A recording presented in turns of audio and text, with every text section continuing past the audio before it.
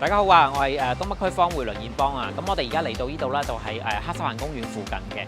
咁咧，我哋我身後咧進行緊一啲嘅工程啊。咁其實咧，我哋而家由我哋2025年嘅2月啦，到我哋27年嘅年中啦，都做緊一個嘅東北大馬路嘅空中走廊嘅工程。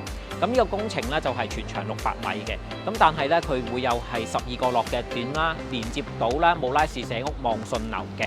咁咧，我哋都睇翻啦，600米嘅工程啦，加埋落腳點啦，咁就都影響到我哋附近嘅居民啦，同埋我哋一啲嘅駕車人士嘅行車嘅情況嘅。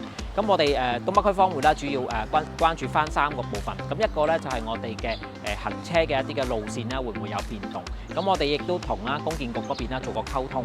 咁咧而家東北大馬路嘅時候咧有2個方向啦，共6線行車嘅。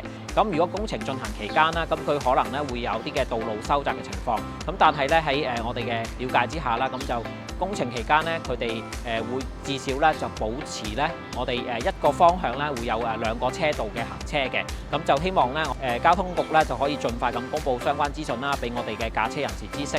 咁第2點咧就我哋都關注到啦工程伴隨住嘅一個噪音嘅問題。咁我哋亦都同啦承建嘅公司啦就係探討翻呢個嘅。咁佢哋都承諾咗啦，會係將個噪音降低啦盡量就唔影響我哋嘅居民嘅。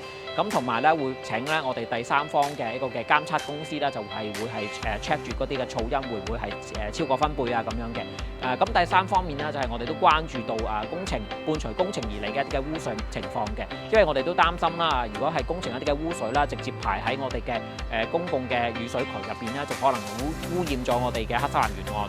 咁工程公司亦都回覆翻我哋啦，就會有經過一啲嘅集中處理過濾先至會係排出去嘅。咁我哋都睇到啦，因為個工程啦，由我哋25年嘅2月啦，到我哋27年啦，都個時間都係比較耐嘅。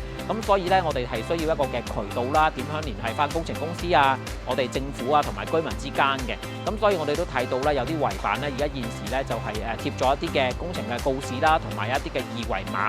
咁有2款二維碼嘅，咁一款咧就係一個嘅類似問卷嘅形式啦，就問翻你嘅意見。咁另一款咧就係直接聯繫翻工程嘅負責人啦，咁可以俾到我哋嘅商戶同埋居民去反映一啲嘅意見。